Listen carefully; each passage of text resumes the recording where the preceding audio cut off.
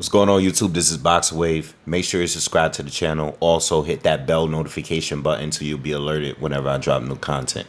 Let's talk Canelo Alvarez, all right? It's official. He's going to be fighting Caleb Plant November 6th, Las Vegas, for the Undisputed, for Undisputed at super middleweight, all right? Canelo Alvarez is coming in with 3 titles. Caleb Plant has 1 title.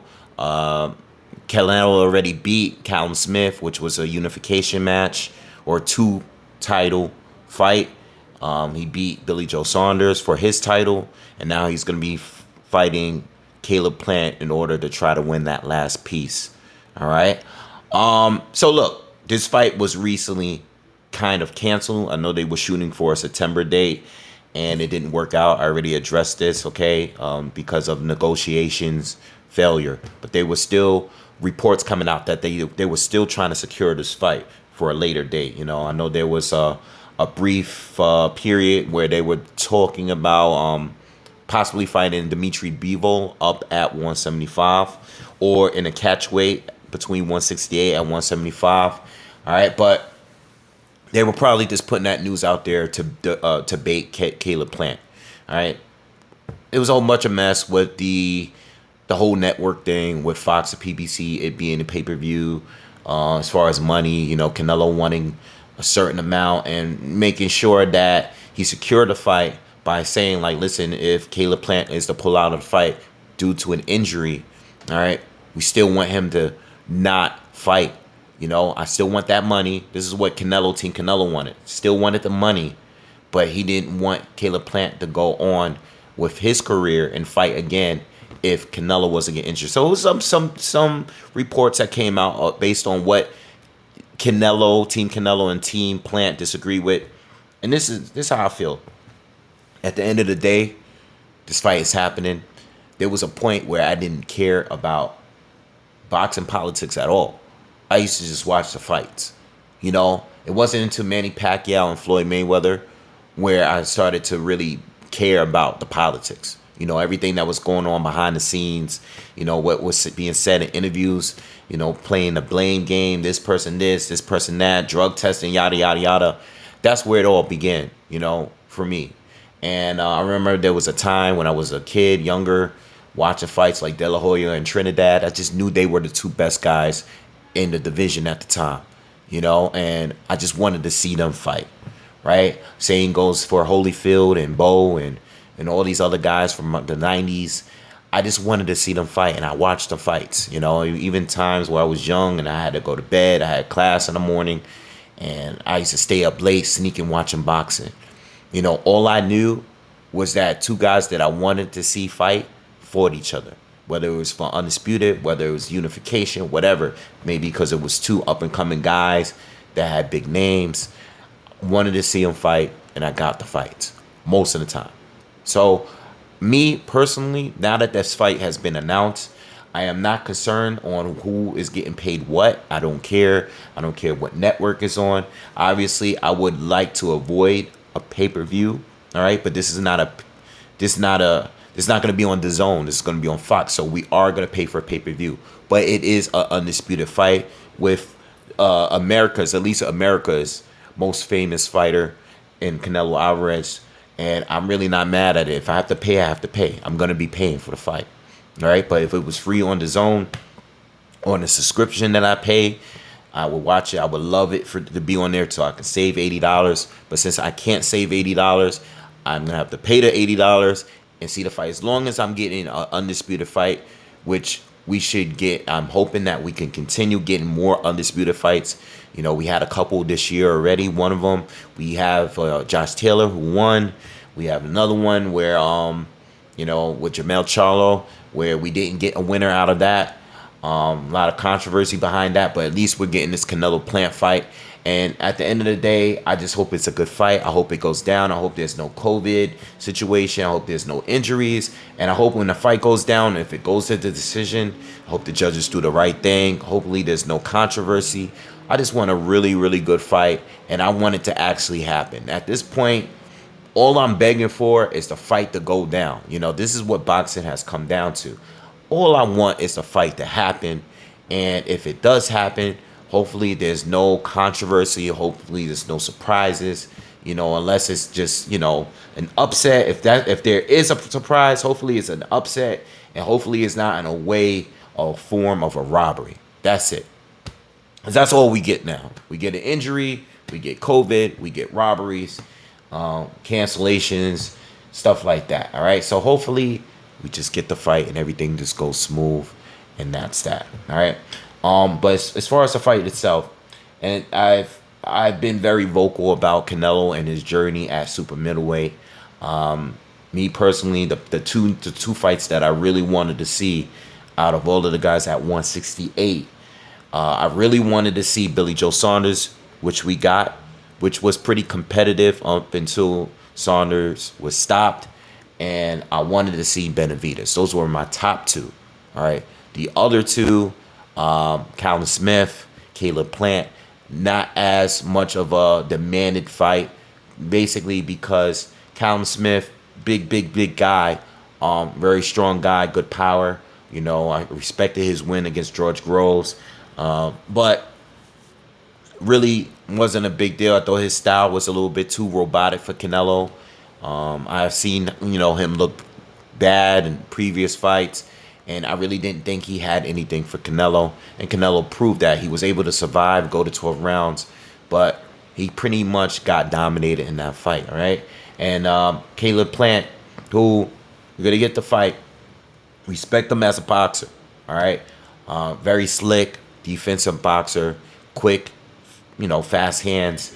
But there's nothing that he's really bringing to me that is any different from anything that Canelo has already seen and fought from his journey from 154 up to 175, back to 168, the catch weights and everything. He's been in there with the very best, really highly technical fighters like Lara, Floyd Mayweather. He's been in there with those type of guys already. Guys like Triple G, amazing pressure fighter, amazing jab. He's been in there with guys like that. And even though I didn't always agree with the decisions in his fights, these fights built him to be the one of the best fighters in the world today. They prepared him. So when he takes these fights against these top level elite fighters at these divisions, he would know what to do in these situations. He's a master adjuster. He's well balanced. He has good defense, good reflexes. He see the punches coming. Great counter puncher. Good power. Good speed. He knows what to do in there. He knows how to handle himself. And even when it's not always in his favor, he's figured out a way to adjust. And he's proven it time and time again. Again, I didn't always agree with the judges. But, when you fight fighters like a Triple G, who was a pressure fighter and just was relentless with his jab and his pressure and his power, you figure out a way, regardless of how you feel about the fight, when you were able to make the adjustments in the rematch and give him a good fight. Like fights like that, when you beat guys like that, guys like Caleb Plant, I know he's slick. I know he's a good counter puncher, got good timing, good defensively and everything. That's cool. But Caleb Plant hasn't been in there with a guy like Canelo. This is a super huge gap. And out of everybody in that division, all the recent champs, he's just the least prepared. I'm talking about like resume-wise, he's the least prepared. I've seen some of his sparring footage. I've watched his fights for years now. I'm completely aware of what he brings to the table. All right, and he looks good. But he looks good against the opposition he's faced. And then the opposition he's faced, he's looked good. But the very elite, the super elite guys like Canelo would have trashed the guys that he's fought.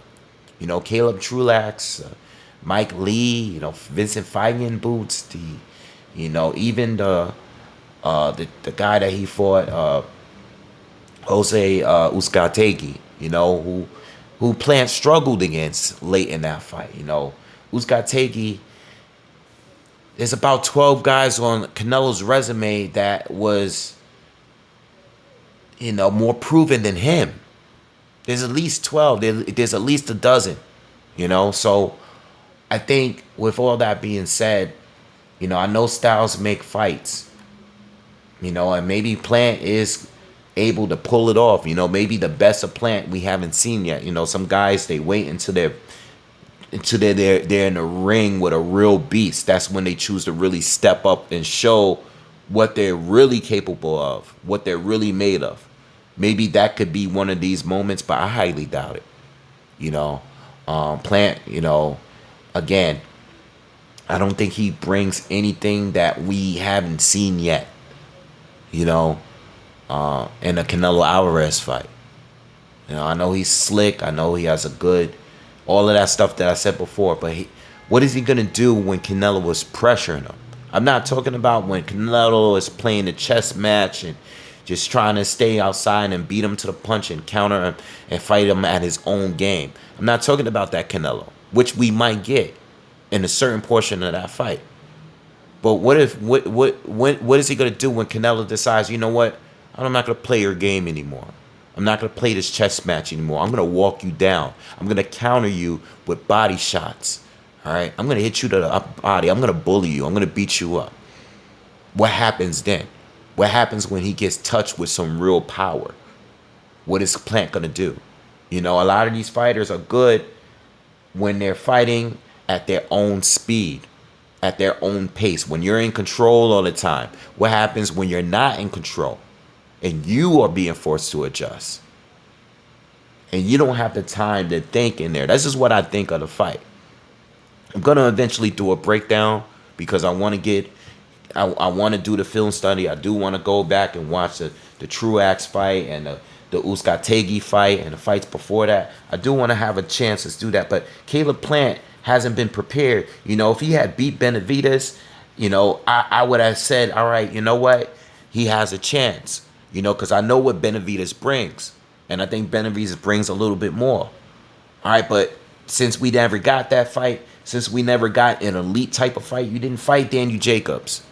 You know, you didn't fight Benavidez. You didn't fight one of the Darrell brothers, you know, when they were at a better period, you know, when they were a little better. You didn't fight these guys. You didn't fight all of these guys you didn't even fight a George Groves, you know.